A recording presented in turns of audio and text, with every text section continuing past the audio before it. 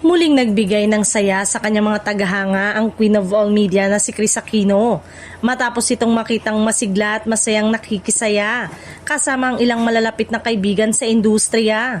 Sa isang video na ibinahagi ng kanyang makeup artist na si Jonathan Velasco nitong Lunes, makikita si Kris na nasa high spirit habang inaayusan at nag-enjoy sa araw.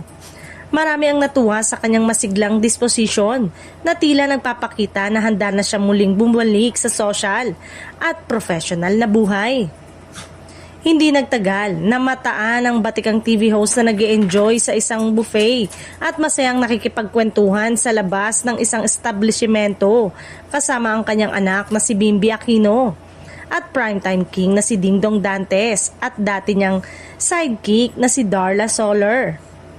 Bagamat wala pang kumpirmasyon kung ang pagkikitang ito ay may kinalaman sa isang bagong proyekto, marami ang nabuhayan ng loob na makita siyang nakakalabas na muli at masaya. Ayon sa ilang saksi, tila natural at komportable ang dating ni Kris sa kanyang mga kaibigan na nagbigay ng impresyon na ang bonding na ito ay higit pa sa simpleng social gathering. Makikita rin sa video ang kanyang nakakaaliw na tawa at masiglang pakikipag-usap na nagpapatunay sa kanyang positibong pananaw sa kabila ng mga hamon sa buhay at industriya.